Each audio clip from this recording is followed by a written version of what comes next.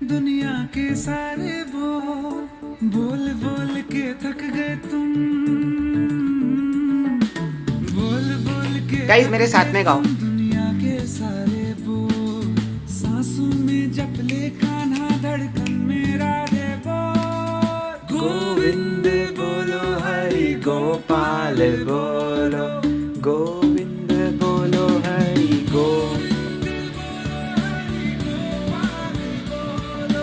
गोधारमन हरि गोविंद बोलो। ओके, जय श्री कृष्ण आप सभी को, and firstly wishing you a very very happy Janmashtami. May God Krishna bless all of you with immense blessings. भाई जो भी कर रहे हो बस करते जाओ, कर्म करते जाओ। भगवान तो एक ही चीज़ कहते हैं कि यार कर्म करते जाओ, बाकी फल की चिंता मेरे पे छोड़ दो। सिंपल सी बात है। So happy Janmashtami. थोड़ा सा एक अच्छा स्टार्ट मैंने दिया आज। So let's seek blessings from Lord Krishna. और ये देखिए हमारे जो प्यारे प्यारे माखन चोर है, देखिए कैसे माखन खा रहे, क्या बात है। ये देखिए अब यहाँ पर ये बैठे बैठे माखन तो खा रहे हैं, लेकिन अब है ना दिक्कत क्या है पता है, बच्चे पहले पढ़ते नहीं है और फिर एग्ज़ाम के दिन जाके इनको मस्का लगाते हैं कि भगवान जी हो जाए मेरा, तो अभी कर्म करो ना। Anyways jokes apart, wishing you a very very happy Janmashtami and welcome to today's lecture. और देखो कितने शुभ दिन पे आप अपना एक बहुत बड़ा टारगेट कंप्लीट करोगे। देखो एक चीज़ बताता हूँ, whoever is been consistent in the revision batch till date, on a very auspicious day you are going to finish a very big target। तो यार अपने लिए एक बार तालियां बजा दो। मैं तो बजा ही रहा हूँ तुम्हारे लिए तालियां। अब वो साउंड इफेक्ट नहीं, not the sound effect, now I will be clapping for you. Okay, so आज हम कौन सा लेक्चर करने वाले हैं sir? What lecture are we doing today? Now back to work, back to work, back to work. एक second मैं निकाल लेता हूँ। यस बॉस, आज हम कौन सा लेक्चर करने वाले, आई मीन कौन सा चैप्टर करने वाले? Today we are starting with the last but not the least, the final chapter of our financial management का revision, that is dividend decisions. आ जाइए। Yes yes yes, I hope आपको सभी properly दिख रहा है, everything is proper for you. Okay, so let us begin. साथ ही साथ आज का जो लेक्चर है it is very very short. We are just will just revise the entire chapter one shot. 2 या 3 सवाल है जो मुझे आपको सॉल्व करवाने, विल जस्ट सॉल्व दैट। छोटे सवाल है and then we are going to finally say goodbye. Okay चलो, great. So look here, are you ready to start the revision batch? The one final time we are beginning the revision of which chapter? Dividend decisions. In 3 2 1, let us go। मिस्त्री यश, जय श्री कृष्ण भाई, जय श्री कृष्ण। बहुत बढ़िया। So चलिए let us start with our dividend decisions chapter in 3 2 1, let's go. अब ये वाला जो चैप्टर है, this is divided into 4 simple parts. One is MM model, one is Walter's model, one is Gordon's model and one is Lintner's model. Lintner's model I won't be covering in this revision batch because it is just a simple formula, and secondly they are not asking this in exam, ये exam में पूछा नहीं जाता है, so cover करके sense नहीं बनता। Okay, so we are going to have focus on 3 of our important models, the MM model, Walter's model and Gordon's growth model. Okay चलिए लेट अस क्विकली बिगिन। इसको थोड़ा सा या firstly comes the MM model, the Modigliani Miller approach model. अब ध्यान से सुनते जाना, सब समझ जाएगा। Okay, firstly MM approach, what does it tell us? Whether you declare dividend or you don't declare dividend, value of firm will remain same। Basically Hindi में बोलूँ तो आप डिविडेंड डिक्लेयर करने का डिसीजन लो या डिविडेंड डिक्लेयर ना करने का डिसीजन लो, value of firm is not going to change. Now how do you prove this? तो इनका जो क्वेश्चन है ना, मतलब this is the same approach with which you are going to solve the question also. Okay, so there are 4 simple steps. Firstly you have to determine future market price. अब कैसा है ना समझना, अ कंपनी, यहाँ पर एक ऐसा assumption लेके चलना है that firstly a company is going to declare a dividend और not declare a dividend when it has a future investment. मुझे फ्यूचर में किसी प्रोजेक्ट में इन्वेस्ट करना है और उसके लिए मुझे आज डिसीजन लेना है that whether should I declare dividend और not. Now if I declare dividend my funds will go out, cash outflow होगा। सो फ्यूचर में जो मुझे इन्वेस्टमेंट मिलेगा उससे मेरी वैल्यू ऑफ फर्म अफेक्ट होगी. So whenever I declare dividend as per MM approach, two things, declaration of dividend cash flow होगा, future में इन्वेस्टमेंट कैश फ्लो होगा. So let us balance these both factors and I have developed a 4 step approach. अगर ये follow करोगे exam में 2 minute में तुम्हारा सवाल सॉल्व हो जाएगा. First step, you have to determine the future market price. अब मेरी बात ध्यान से सुनना. Over here how to remember this, this is the formula, but how do you remember this logically? Simple. Firstly you take KE as growth rate. Growth rate तो समझ में आता है ना आप सभी को, we have done so many chapters. So just assume KE as your growth rate. Now I want to find out the future market price. P1 is what I have to find. So I'll take P0. Now simple सी बात है, अगर मुझे समझो future dividend find करना है, if I want to find future dividend, how I used to do? Sir you used to take current years dividend, you used to add 1 + G as a growth rate, तो आपको next expected dividend आ जाता था.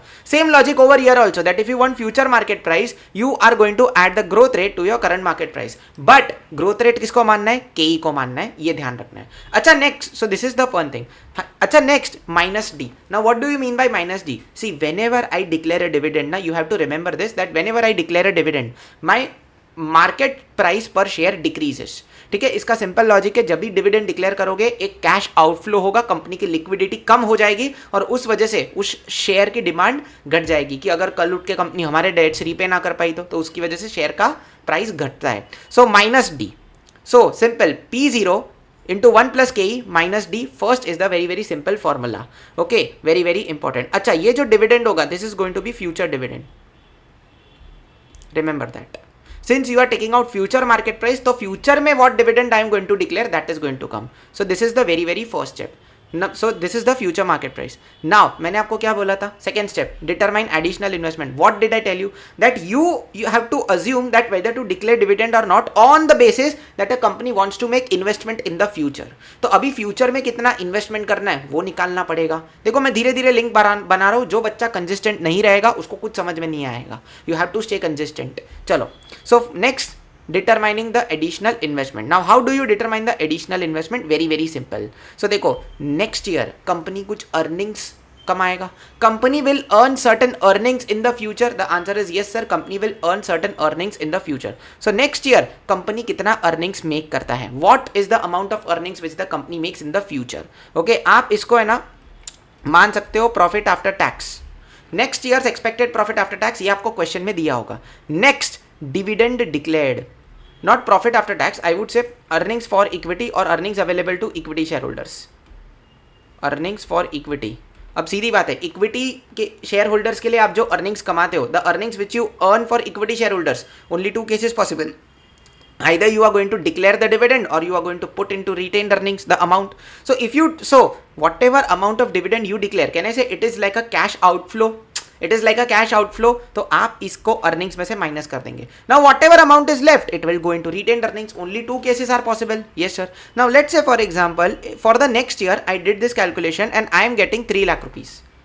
3 लाख रुपया मुझे earnings आ रहा है in the form of retained earnings next year. Number 1. Number 2, what I have told that you have to assume that company is making an investment in the next year.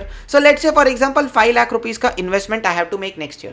So can I say out of the 5 lakh rupees which I need next year, 3 lakhs तो I will get from my retained earnings itself. Because जो dividend declare किया that will be a cash outflow for the company. तो जो बचा, can I use it as an investment? The answer is yes. I know this is the money of equity shareholders, but जहाँ sources of funds होते हैं वहाँ पे effective utilisation of funds भी होता है. So retained earnings is what I am going to use in my investment required. So let's say for example 5 lakh का investment was required, out of which 3 lakh rupees I have used. So what is the balance? Can I say that is the shortfall amount of investment? जितना पैसा मुझे कम पड़ रहा है वो shortfall amount आ जाएगा. So how will I raise that shortfall amount? You are going to issue new equity shares. आप क्या करोगे, नए इक्विटी शेयर्स इश्यू करोगे मार्केट में and then you are going to bring the amount. Now the question is at what price. See, are you going to make the investment today or you are going to make investment in the future or in the next year? Sir, we are going to make investment in the next year.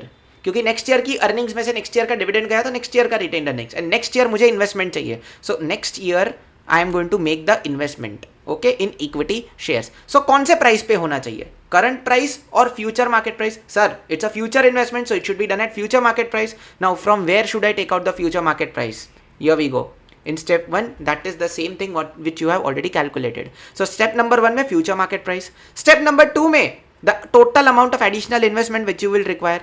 Now simple सी बात है, step number 3, just take out number of shares issued. How do you take out number of shares issued? मैंने आपको बोला था ना, even in capital structure I told you that new shares will always and always be issued either at issue price if given or not at the current market price prevailing at that time. उस वक्त जो market price है, issue price होगा, उस पे नए shares issue होंगे. So simple, the total amount of investment which I require, shortfall amount, वो स्टेप 2 में आ गया, divided by the future market price पर शेयर, वो मुझे फर्स्ट स्टेप में आ गया. सो can I say step 2 upon step 1 if I do, I am going to get the number of shares which I want to issue. Yes, now finally मैं decision, मैं बोल क्या रहा था, मतलब what is was this theory saying? The theory was simply saying that whether I declare my dividend or I don't declare my dividend, value of firm is going to remain one and the same, value of firm तो same रहने वाला है. So simple सी बात है, that is what I have to prove.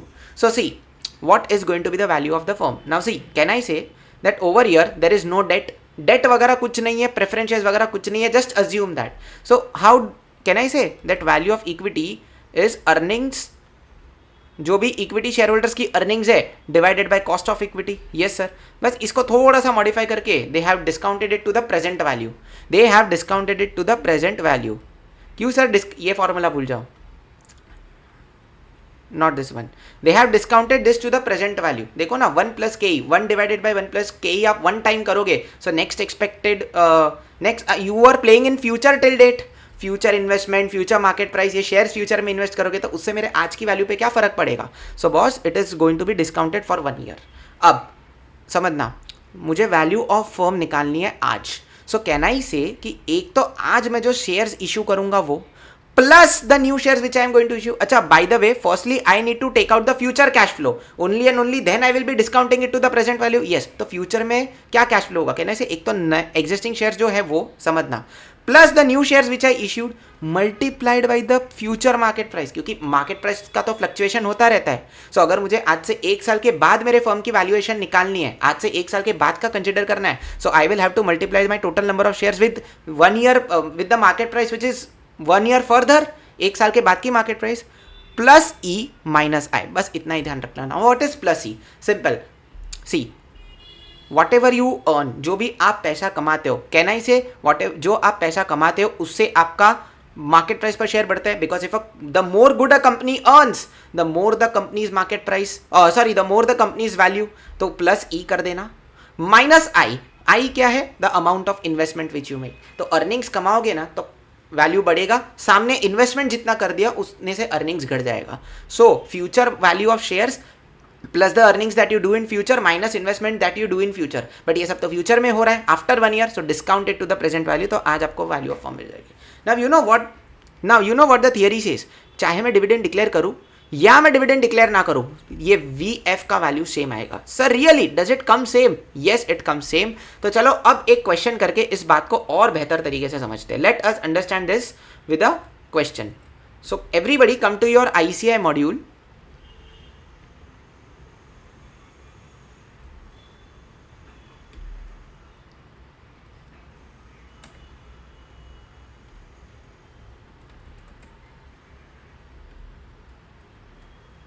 Yes, here it is. Everybody come to your ICI module. Page number is going to be over here. So this is going to be page number 8.25. सभी लोग 8.25 page number पर आ जाओ. नहीं sorry, not 8.25, this is Walter's model. हाँ sorry, page number 8.19 पे सब आ जाएंगे. Everybody come to page number 8.19, illustration number 1. Basic illustration है जिससे आपका पूरा का पूरा मैं सम सॉल्व करवा दूंगा. आ जाओ.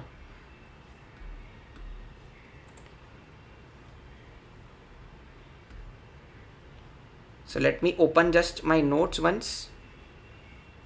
यस, चलो let us start reading this question and let start solving this. आ जाओ. AB Engineering Limited belongs to a risk class for which the capitalization rate is 10%. This is my KE because equity capitalization rate of return expected for equity shareholders, ये सारा का सारा मेरा क्या है? KE बोलते हैं इसको. It has currently 10,000 shares. Can I say these are my existing number of shares? ये मेरे फोर्थ स्टेप में existing plus new shares into P1 जो मैं लेता हूँ उसमें आ जाएगा. Selling at 100 rupees each, मतलब कहने से this is my P0.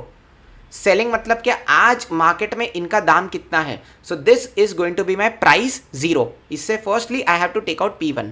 This is done. The firm is contemplating the declaration. सोच रही है, it is thinking to declare a dividend of ₹5 per share at the end of current financial year. मतलब कहने से this is my future dividend D1 and this is ₹5 per share. It expects to have a net income of ₹1 lakh. मतलब you can say that this is my future earnings or E, and has a proposal for making new investments of ₹2 lakhs. So this is my I. Okay. Calculate the value of firm when dividends are not paid and when dividends are paid. Okay. So let us prove this theory correct. Firstly, ये red क्यों आ गया यहाँ पे.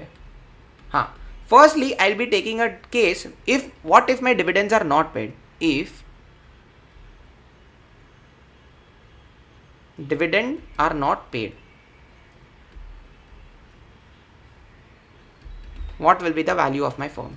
So 4-step approach is what I have to follow. Firstly, I have to take out the future market price or P1. Right, sir?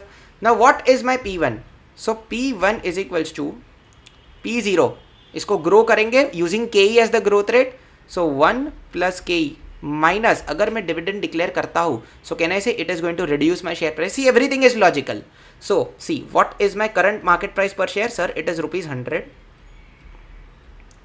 you have to grow it 1 year later.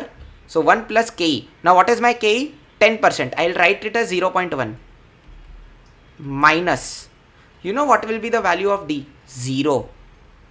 Sir, why 0?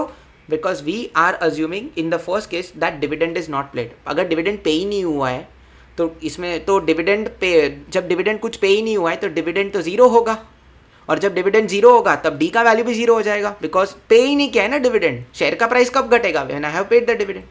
So my future market price what it is, can I say it is 100 into 1.1, 110 rupees. Yes sir, it is 110 rupees. This is done. This is the first step. Second step, अब देखो ये तो price मिला. Now I will have to make a future investment. Company ने बोला ये investment करना है. सो फ्यूचर इन्वेस्टमेंट कितना करना है कंपनी को? What is the amount of future investment that the company wants to make? So see, next year I will be earning certain earnings. Company earnings करके कुछ कमाएगा. Yes sir, company earnings करके कुछ कमाएगा. What it is earning? बोला है that it expects to have a net income of 1 lakh rupees. तो 1 लाख रुपया नेक्स्ट ईयर कंपनी कमाने की एक्सपेक्टेशन में. Yes sir. इसमें से can I say something will be paid as dividend? But in the very first case हमने वापस से बोल रहा हूँ क्या अज्यूम किया? Dev sir you are my inspiration. Thank you Abhishek, thank you, thank you, means a lot.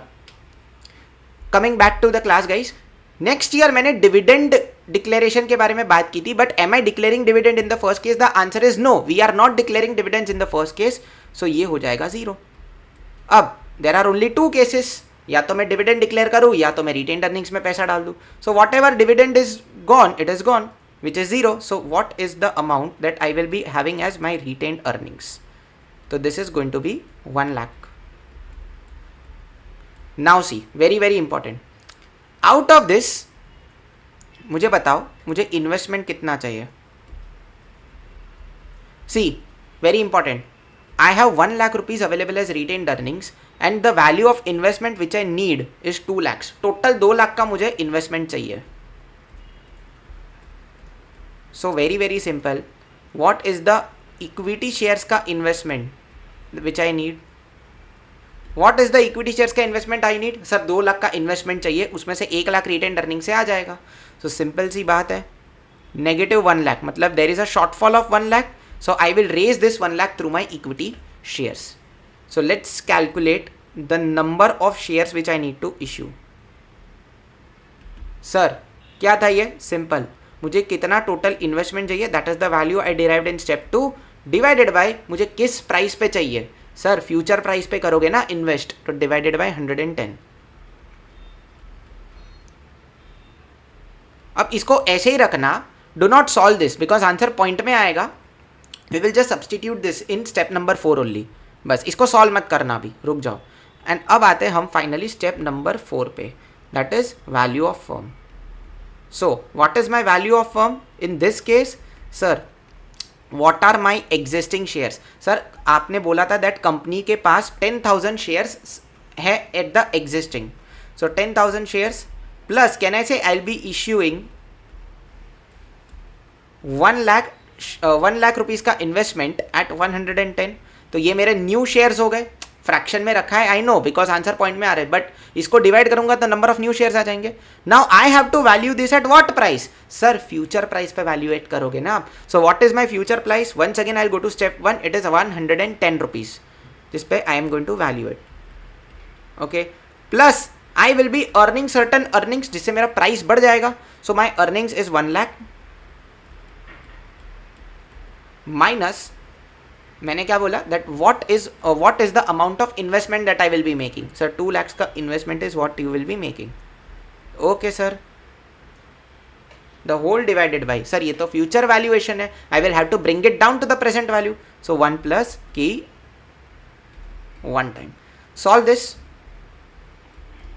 So 1 lakh rupees divided by 110 if I do, plus 10,000 shares multiplied by 100 plus 1 lakh rupees minus 2 lakh rupees.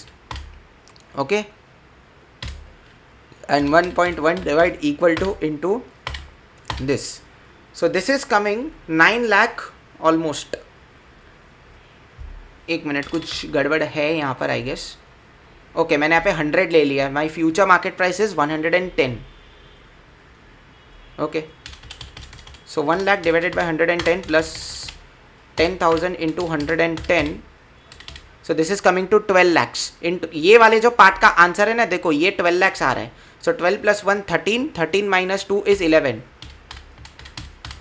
and discounting it to the present value 11 lakhs को एक साल से 10% पे discount करूंगा. So this is coming 9999999. So 10 lakh is my value of firm.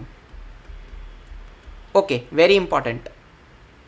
Sir, this is only one case when you have not declared dividend. But अगर आप question को देखोगे, so the question says you if dividends are not paid, and in the second case what if dividends are paid. हमें तो यही prove करना है ना, हमें तो यही प्रूव करना है that whether you pay dividend or you don't pay dividend, the value of firm is going to be same. तो चलो एक बार इसको भी अपन क्या कर लेते हैं बॉस, प्रूव कर लेते हैं. Let's come. सो इसी के बाजू में I write in the second case what if dividend is paid. What if my dividend is paid? Same steps to repeat. सबसे पहले I'll be taking out my future market price. So इस case में क्या निकलेगा? Sir my market price is ₹100, 1 plus K, but यहाँ पर dividend per share minus होगा because in this case we are declaring the dividend. So dividend per share in future is going to be ₹5. Yes sir. So minus ₹5 यहाँ पर. So now what is the answer? Just search, just calculate it. 100 into 1.1 minus 5, it is coming to 105. तो जो भी investment I will be making in the equity shares, it is going to be at 105 rupees. Now in the second case, यहीं पे side में अपन एक और case बना देते हैं. ओके, एक लाइन बना लेता हूँ and let us make a case number 2. In second case once again earnings तो वही के वही रहेंगे, that is ₹1 lakh. Yes sir, but in this case I will be declaring dividend, तो ये जीरो नहीं होगा. Sir what will be the amount of dividend then? Simple, dividend per share is ₹5 and before investment, before making the investment, क्योंकि देखो dividend देने के बाद जितना बचता है उस पे नए उसका और इन्वेस्टमेंट के शॉर्टफॉल का आप नए इक्विटी शेयर्स इशू करेंगे. आई will be considering the number of equity shares after I declare the dividend, but while the time of declaring dividend I'll be having the number of shares. So 5 rupees per share into 10,000 shares, this is going to be 50,000. So इसमें से 50,000 minus कर देंगे. So now I'll be having 9,50,000 in my retained earnings. And just a minute, not 9,50,000, 95,000 is what I'll be having. Yeah, वही सोच रहा हूँ. And now what I need, 2 lakh rupees, same. So now what is the shortfall? See, 2 lakh is what I need, minus 95,000 is finance from retained earnings next year. So 1,05,000 का shortfall यहाँ पर आ रहा है. And now I will be issuing it at, now third stage. step 2 upon step 1. So in this case I'll be needing 1,05,000 at what price? 110. No sir, in this case अपना market price आया था 105, so we'll be dividing it by 105. Cool sir. Now let us take out the value of firm in this case. मेरा जो value of firm है वो कितना होगा? I'll just calculate it in over here. So my value of firm is going to be, sir, existing shares worth rupees 10,000 plus I will need an investment of 1,05,000 at 105 per share into future market price पे value करूँगा, so I'll be valuing it at 105. Okay, plus what is the amount of earnings which I made? Sir, the amount of earnings you made over here, consider this earnings is 1 lakh and investment is 2 lakh. So plus 1 minus 2.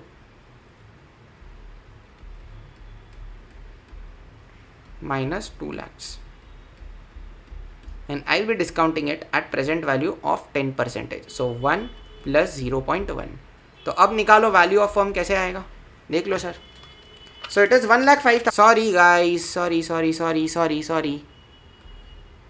Over here I'll have 50,000 from retained earnings. 2 lakh का मुझे investment चाहिए. So 1,50,000 is the shortfall amount. Now ये 105 की जगह पे 150 हो जाएगा.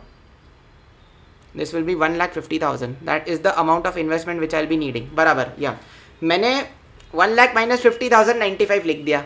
Sorry for that. देखो मेरी गलती तो हुई, आपको ध्यान रखना है that this mistake does not happen with you in exam. ठीक है. So 150 divided by 105. So 1,50,000 divided by 105. तो अब देख लेते हैं इसको. 150 divided by 105 plus 10,000 multiplied by 105. इसका भी 12 lakh आ रहा है, plus 1 lakh 13 lakh minus 2 lakhs is going to be 11 lakhs. And if I discount 11 lakhs at 1.1% or if I discount 11 lakhs at 10% for 1 year, तो जो मैंने लास्ट केस में किया था वही आंसर आ जाएगा, that is 10 lakhs. Yes, so this is also going to be 10 lakhs. Now how do you solve it one stroke on your calculator? I'll show you a calculator trick over here. Okay, firstly you start with this 1,50,000 divided by 105. बराबर number of shares point में आ रहे हैं. Now you add the existing number of shares, so 10,000. अब ये number of shares total आ गए. Now multiplied with the market price of that period, so you will get 12 lakhs over here. Now just simply add this plus 1 lakh minus 2 lakh. Now whatever answer is coming, अभी जो भी answer आ रहा है ना, just put m plus. क्या put करोगे? m plus put. Now do 1.1 because the 1 plus 0.1 is 1.1 divide equal to multiplied by MRC. आपका आंसर आ जाएगा 10 lakhs. Okay, so see we have proved our theory. Theory क्या बोलता था? That whether you declare your dividends और you don't declare your dividends, whenever a firm has to make a future investment as per MM approach, value of firm is going to be same. So see, when dividends are declared it is 10 lakhs, when dividends are not declared it is 10 lakhs. Hence proved sir. And this is all about our MM hypothesis. Okay, ये हमारा Modigliani Miller approach. Done डना done done.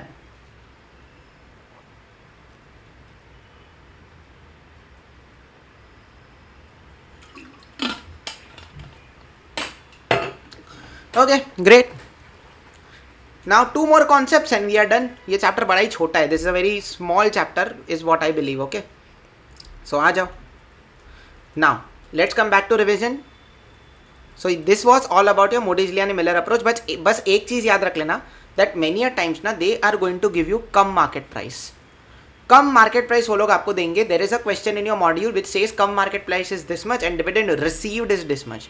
तो आपको है ना जो P0 या P1 आपको निकालना है, the P0 figure and P1 figure which you take out, you have to ensure that it is always ex dividend price. तो sir cum dividend, sir cum market दिया या कम डिविडेंड प्राइस दिया तो simply dividend received आप minus कर देंगे. Remember this point. Okay sir, this is done.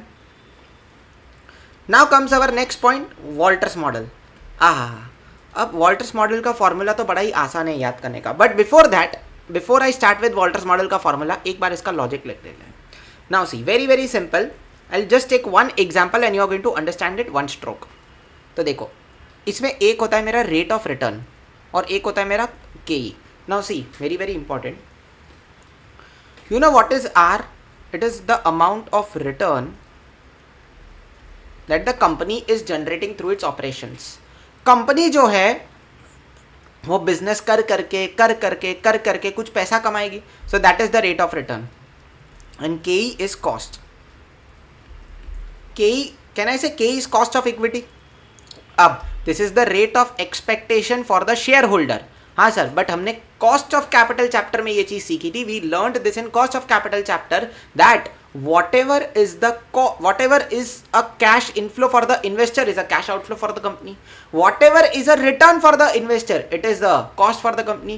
So ये तो investor expect कर रहा है इतना return, so company के लिए cost हो गया. So KE is cost and R is what the company earns as return from its business. Now see, there can be three simple cases. या तो R is greater than KE, या तो R is equal to KE और R is less than KE. मतलब जितना मैं कमा रहा हूं उससे ज्यादा मेरा इक्विटी का कॉस्ट है, नंबर 1. नंबर 2, जितना मैं कमा रहा हूं उससे कम मेरा इक्विटी का कॉस्ट है. और number 3, whatever I earn is equal to my equity cost. There can be 3 simple cases. Now how do you solve this? I mean how do you tackle these out?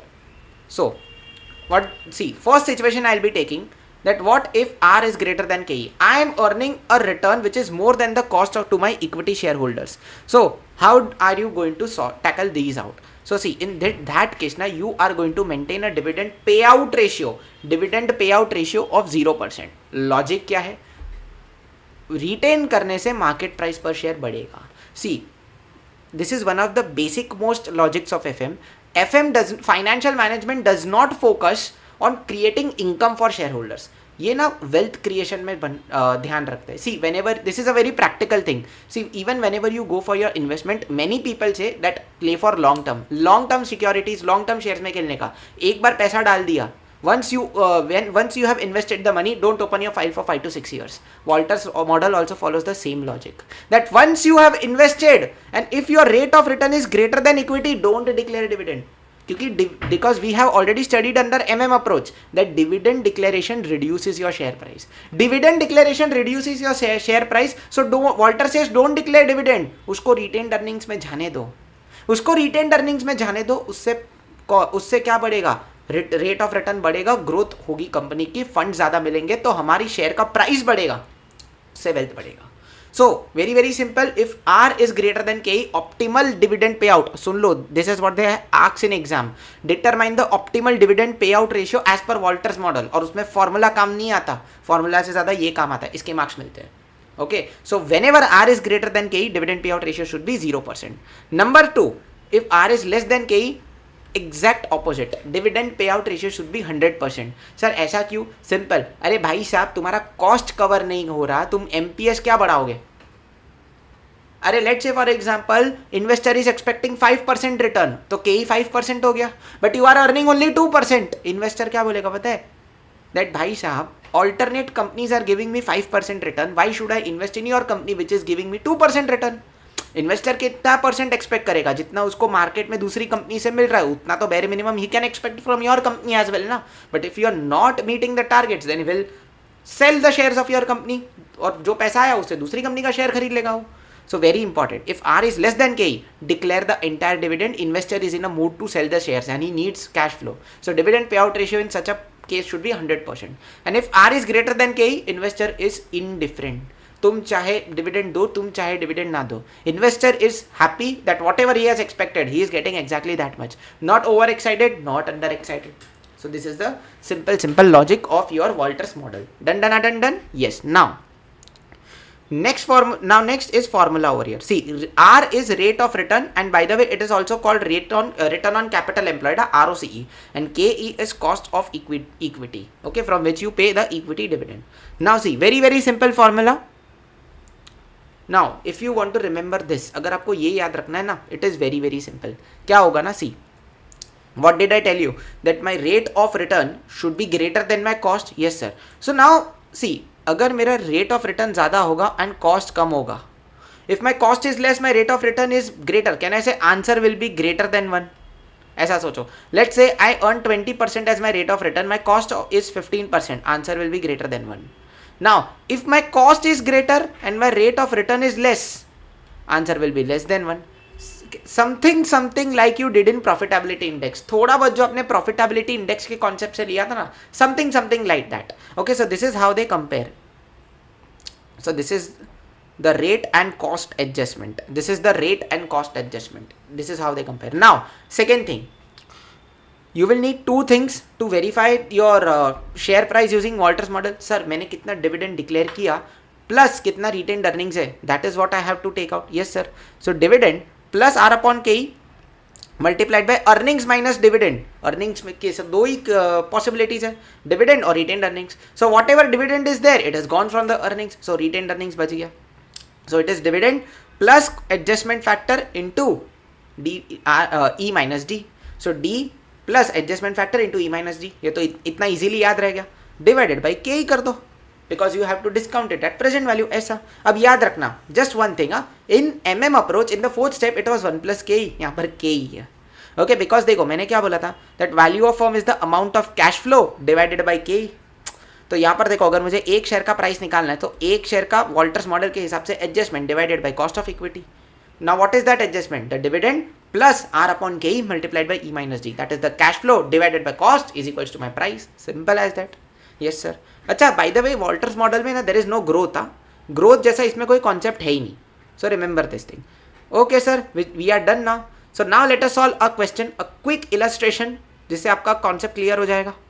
Let us, जरूरत नहीं है, मैं खाली ना working change कर देता हूँ. यही वाला क्वेश्चन है.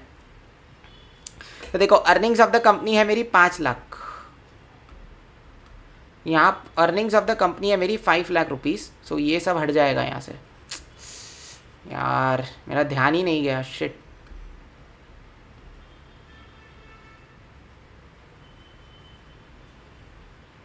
एनीवेज बस इतना रहेगा. Following pertains to MX XY limited. Earnings of the company is 5 lakh rupees. Okay sir. Number of shares outstanding are rupees 1 lakh, sorry are 1 lakh shares. तो EPS आया मेरा 5. EPS आता है मेरा 5 एंड ये लोग बोलते हैं मार्केट वैल्यू पर शेयर निकालो एज पर वॉल्टर्स मॉडल. ठीक है, कोई दिक्कत नहीं. तो अर्निंग्स तो है ही मेरे पास. अब ये लोग है ना अलग अलग डिविडेंड पे आउट रेशियो पे शायद करते हैं. Equity capitalization rate, number of shares outstanding. Okay ठीक है.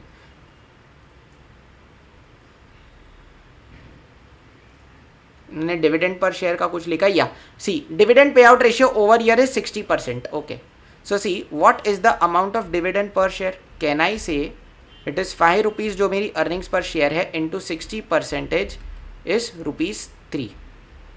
ठीक है. सो ये मेरा डिविडेंड पर शेयर हो गया ₹3. तो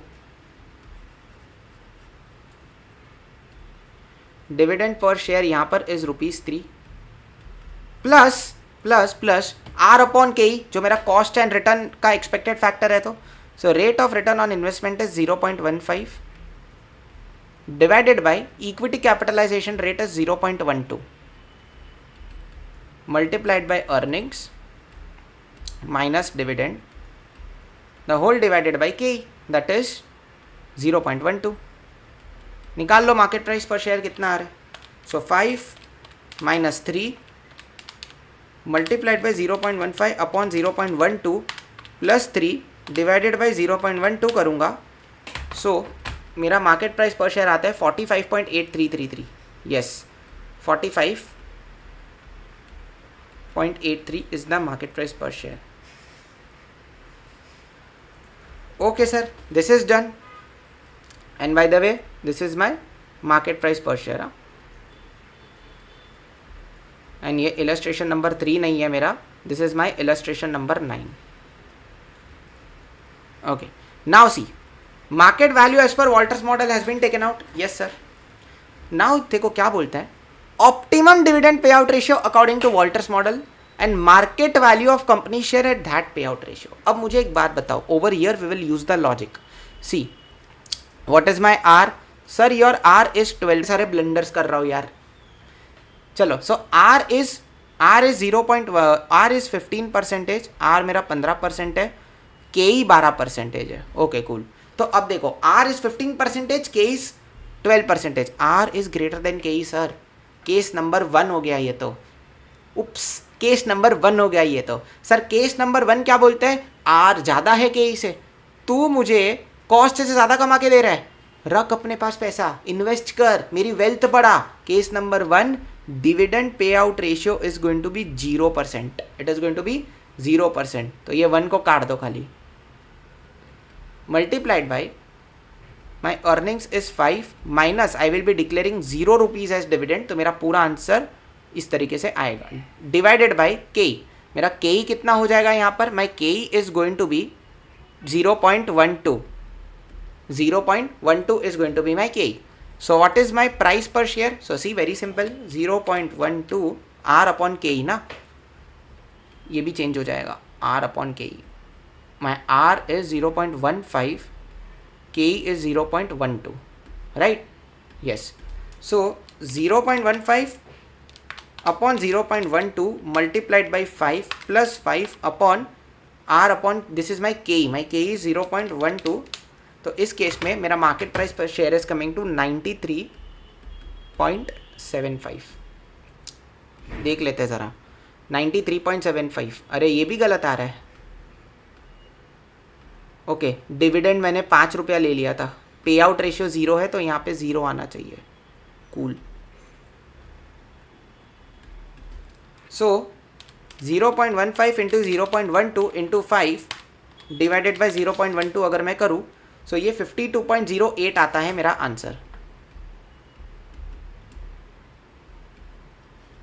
ऑलराइट सर, 52.08 आपका आंसर आ चुका है यहाँ पर। Guys 1 minute,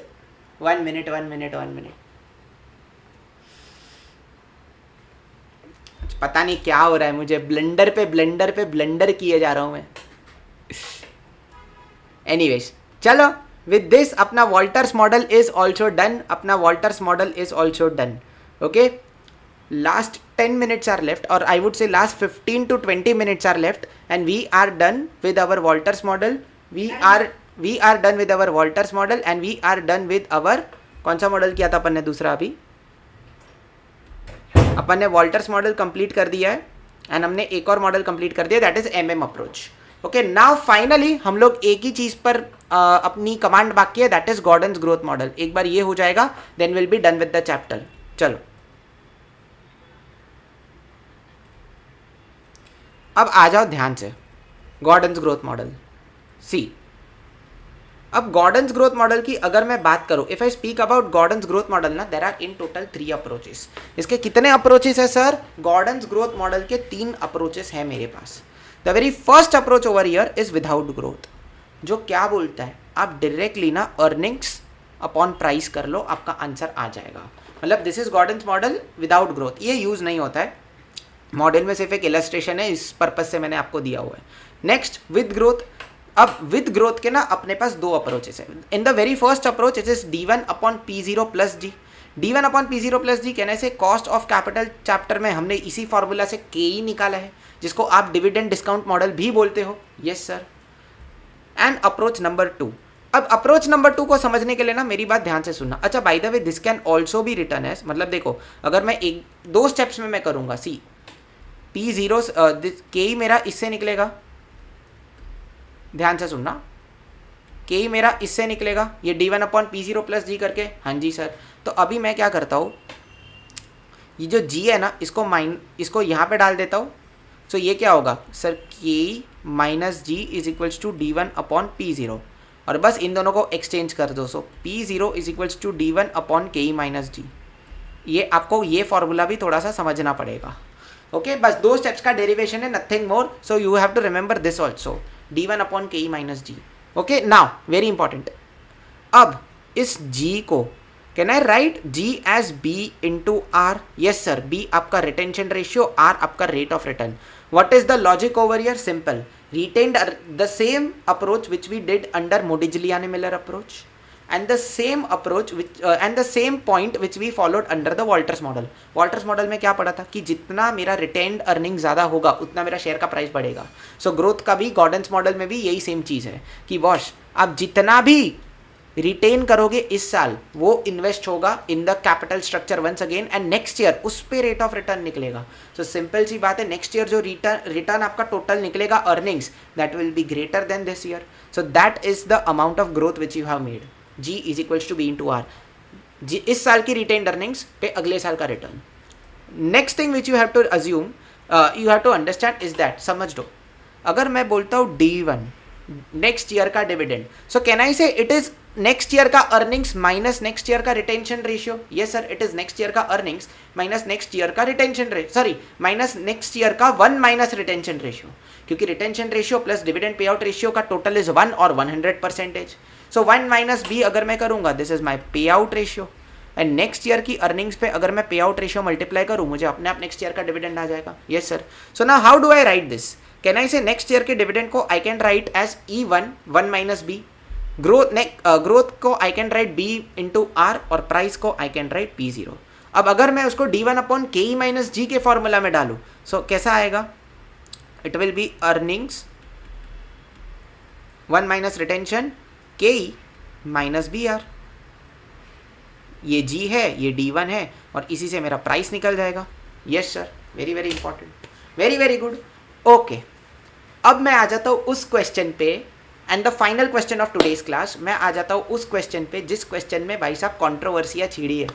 May 2025 apart from the working capital case study which was asked ना, ये क्वेश्चन पे भी काफ़ी लोगों ने अपने अलग अलग इंटरप्रिटेशंस दिए. तो आ जाओ. अच्छा, इसके अलावा ना ICI ने इसको कैसे सॉल्व किया है वो भी मैं आपको बताऊंगा. ICI has used a new concept called as justified P ratio, but उसका भी उन्होंने फॉर्मूला गलत दिया हुआ है. तो पहले मैं सॉल्व करवा देता हूँ ये क्वेश्चन को अपने नॉर्मल फॉर्मूला के हिसाब से. सर नॉर्मल फॉर्मूला से can it be solve? Yes it can be. I just tried it today, हो जाता है. ओके, तो पहले इसको सॉल्व करते हैं then I will tell you what is the concept ICI is used and how is it wrong.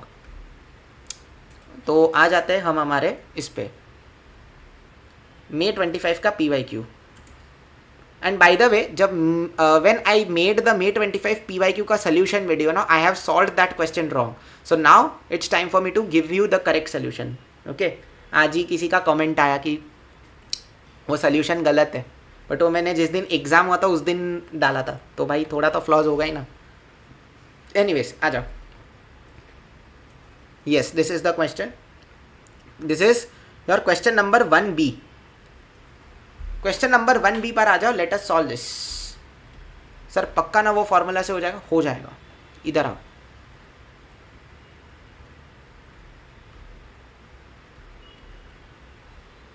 Question number 1B का first part is what I will begin with.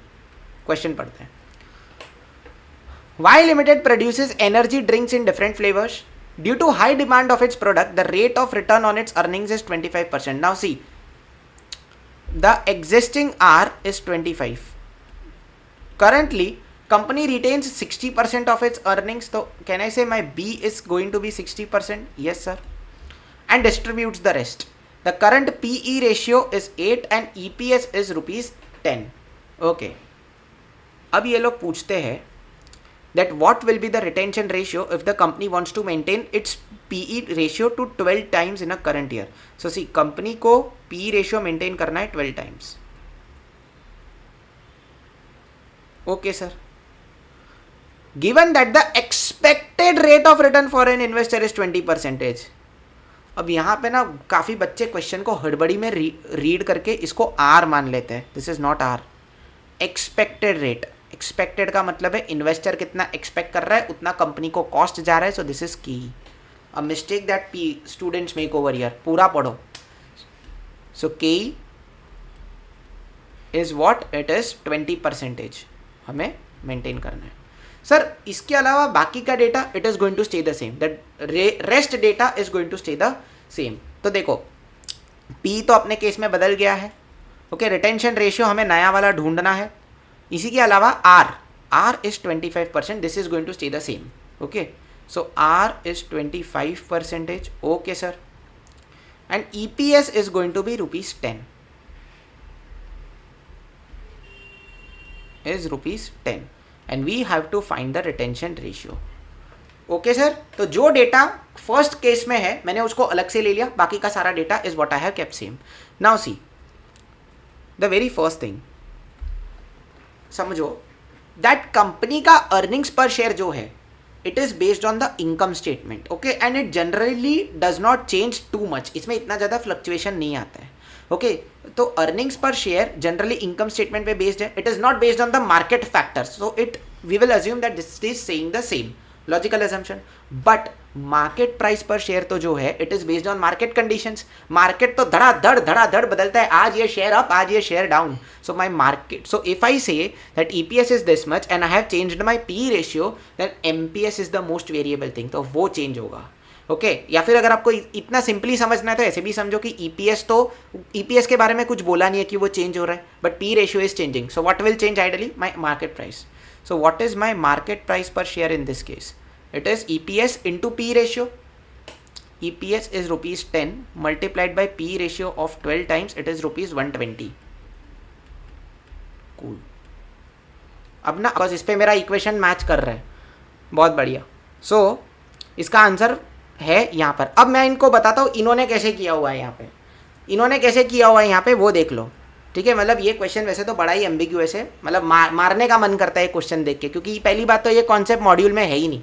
Justified P ratio, उसमें भी हम cross multiply कर रहे हैं, इधर उधर लेके जा रहे हैं, पता नहीं कैसे निकल रहे है ना. तो अब देखो इन्होंने यूज़ किया है जस्टिफाइड P रेशियो. अब ये जस्टिफाइड P रेशियो का फॉर्मूला आपको एक बार बता देता हूँ, क्योंकि इस अप्रोच से तो आप देख रहे हो निकल ही नहीं रहे, इस अप्रोच से तो निकल ही नहीं रहा है, तो मैं आपको इनका अप्रोच एक बार बता देता हूँ. अब justified P ratio, you know what it is.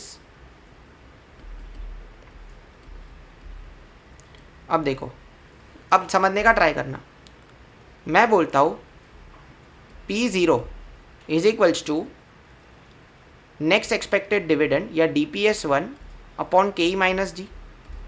रुक जाओ, ये वाला तो अपना नॉर्मल फॉर्मूला है बराबर. अब ये लोग क्या करते हैं पता है, ये लोग इसको बोलते हैं, रुक जाओ इसको ऐसे मत लिखो, इसको DPS0 लिखो 1 + G बराबर, ऐसे ही लिखते हैं. हाँ जी. अब ये लोग क्या करते हैं ध्यान से, ये बोलते हैं कि हम दोनों ही साइड के न्यूमरेटर को देखो P0 तो P0 अपॉन 1 होगा. ये लोग बोलते हैं दोनों ही साइड के न्यूमरेटर को डिवाइड करो बाई EPS. तो ये क्या हो जाएगा, P0 upon EPS is equals to DPS upon EPS 1 + G. दोनों साइड के न्यूमरेटर को डिवाइड किया EPS से, ऐसे करके. ठीक है, तो दोनों साइड के न्यूमरेटर को डिवाइड किया EPS से. तो कहना ही से देखो, ये तो मेरा MPS अपॉन EPS, ये तो मेरा P रेशियो हो गया. हाँ सर, ये मेरा P रेशियो हो गया. और DPS अपॉन EPS, सर ये तो मेरा डिविडेंड पे आउट रेशियो हो गया. एंड पे आउट रेशियो को मैंने 1 - G की टर्म्स में भी लिखा था, 1 - B की टर्म्स में भी लिखा था. सो 1 - B 1 + G KE minus G. अब आइडली ये फॉर्मूला होना चाहिए. अब इंटरनेट पे मैंने ये थोड़ा देख के रिसर्च किया, आइडली ये फॉर्मूला होना चाहिए. बस इन्होंने यहाँ पर एक गलती कर दी है, इन्होंने यहाँ पे 1 + G कंसिडर ही नहीं किया है. ये देखो इनका फॉर्मूला क्या है, P is equals to 1 - B upon KE minus BR. BR का मतलब होता है G. इन्होंने यहाँ पर ग्रोथ रेट को कंसिडर किया ही नहीं है न्यूमरेटर में बस. तो आपको आप अब या तो वहाँ से लेकर के, जैसा मैंने फर्स्ट केस में किया, आप या तो नॉर्मल इक्वेशन लेकर के ट्रायल एंड एरर मेथड से सॉल्व कर लो, या तो फिर आप याद कर लो इस पर्टिकुलर चीज़ को कि ऐसा ही होगा. बस यहाँ पे 1 + G मेरे को कंसिडर करना नहीं है. सो P ratio what they have given was 12 times 1 - B. इनको पता ही नहीं है इनका B का वैल्यू क्या है. KE was 20%, BR growth was 0.25 into B बराबर. तो ये चीज़ ये लोग करेंगे तो इससे भी तुम्हारा आंसर बनता है 70%. सो द फॉर्मूला में उन्होंने एक कॉन्सेप्चुअल एरर कर दिया है, या टेक्निकल एरर जो भी आप बोल दो. बाकी ये वैसे ऐसे ही है जस्टिफाइड P रेशियो. फिर एक्सपेक्टेड मार्केट प्राइस पर शेयर ये दिखा देता हूँ and then let us finish, है ना, कंप्लीट कर देते हैं. ज़्यादा इस पर माथा पेची नहीं करते. ये इसमें बहुत एम्बिग्विटी आ रही थी तो मैंने बता दिया. नाउ एक्सपेक्टेड प्राइस पर शेयर जो है it is MPS upon EPS बराबर. अब ये लोग पूछते क्या है भाई कि ये वाले P रेशियो पे 12 पे आपका मार्केट प्राइस पर शेयर क्या होगा, what is going to be your market price पर share. So P ratio is 12, EPS is ₹10. P ratio is 12, EPS is ₹10. So P ratio into EPS करके मेरा market price once again comes to 120. ये तो पहले वाले case में ही कर दिया था. Yes sir. नाउ ये दिस वॉज माई एग्जिस्टिंग वाला case. This was my existing वाला case. Next, my retention ratio is 70% when PE ratio is 12 and return और अर्निंग्स इज 25%. तो अब मेरा ग्रोथ रेट कितना हुआ? सो अब ग्रोथ रेट निकालो. कैन आई से रिटेंशन रेशियो 70% फर्स्ट पार्ट से मिला, फिर R was 25%, so B into R करके G मिला 17.5%. So what is the market price after 1 year? जैसे मैंने किया था ना P0 में, आप एक बार ग्रोथ रेट मिलाओगे सो P1 आ जाएगा. सो 120 इंटू 1 प्लस G किया, so it is ₹141. Cool. Yes sir. तो अब देखो नेक्स्ट क्या बोलता है, that what is the calculation of change in P ratio. इधर आओ. Will there be any change in the retention ratio if the company wants to maintain its P to 10 in the current year given that the expected rate for return for an investor was 17.50. तो अब देखो कैसे करोगे इसको. हमें क्या करना है, we have to take out our retention ratio. So market price, sorry not market price, वो फॉर्मूला याद करने की कोशिश करो. MPS upon EPS, so it was PE ratio, so 10 was my PE ratio multiplied by 1 minus B 1 plus G था numerator में, but 1 plus G तो इन्होंने इग्नोर किया हुआ है. so what is 1 plus G, sorry 1 minus B, that is what I have to take out, divided by K, that is 0.2 minus my growth rate, एक minute, K is not 0.2, it is 17.50. तो ये 0.1750 यहाँ पर हो जाएगा minus B into R. B तो B अपने को नहीं पता, R इज 25%. अब यहाँ पर आइडली ना 1 प्लस BR होना चाहिए या 1 प्लस G होना चाहिए, which they have made a conceptual mistake. तो अब तुम देखोगे ना सेम चीज़ आ रहा है, देख लो 0.175 माइनस 0.25 और P रेशियो 10. इसको सॉल्व करोगे तो तुम्हारा 50% आ जाएगा आंसर. ओके. सो यार आई थिंक अपना वाला जो फॉर्मूला है ना वो हटा ही दो, इसी से करो. ठीक है, बस इतना याद रखना कैसे करना है. Once again I will show you the derivation of this thing. It's not much, बस इनका एक कंसेप्चुअल एरर याद कर लो. ठीक है, सी इट इज़ नथिंग. किधर गया मेरा, हाँ ये देखो सेम चीज़ है. ये चीज़ हम करते हैं ना, P0 is equals to DPS1 divided by K minus G या D1 upon K minus G. Yes sir.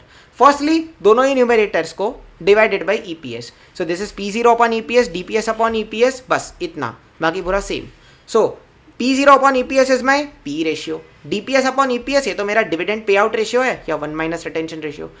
बस एक एरर यहाँ पर है, ideally there should be a growth over year which they have not considered upon K minus G. बताओ क्या ये चीज़ समझ में आ गई? क्या ये चीज़ समझ में आ गई? तो इसी से इनका आंसर निकलेगा. तो अभी हम बहुत ज़्यादा तिकड़म नहीं लगाते, समझ लेते हैं इसको, है ना, क्योंकि उससे भी मैंने किया, आंसर ऊपर नीचे हो रहा है. सो let us not go into that.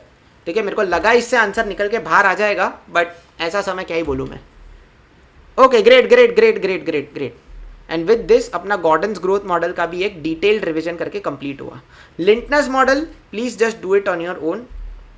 हाँ, now very important, just a small concept of repurchase. अब देखो repurchase, you know what is it? It is an alternative to dividend. It is an alternative to dividend. See, when you declare dividend, it's a cash outflow. When you repurchase the shares, it is also like a cash outflow only. इसके लिए so simple. आपको बोलेंगे value of company pre repurchase कितना है, you just repurchase the shares, it will reduce the value. जैसे मैंने आपको तीनों मॉडल में कैसे बोला कि आप डिविडेंड डिक्लेयर करोगे सो आपका शेयर का प्राइस घट जाएगा. Similarly even if you repurchase same चीज, it will decrease the value of your share, it will decrease the value of your company. And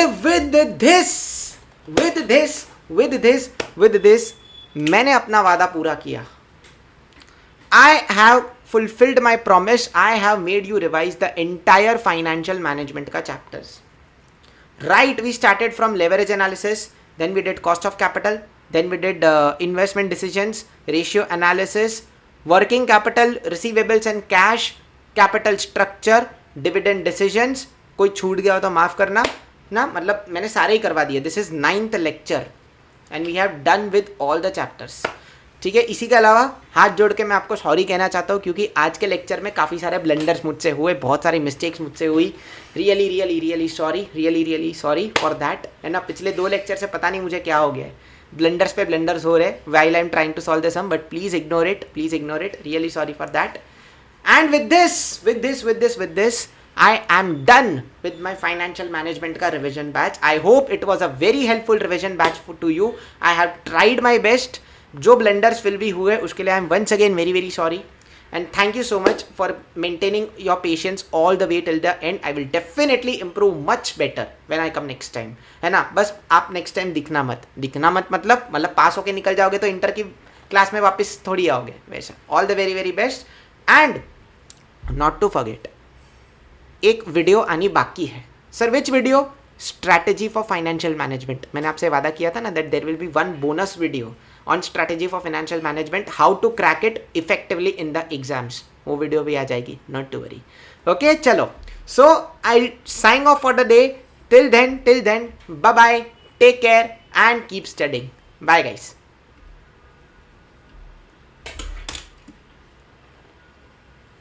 हाँ, सबसे पहले इसको एडिट कर।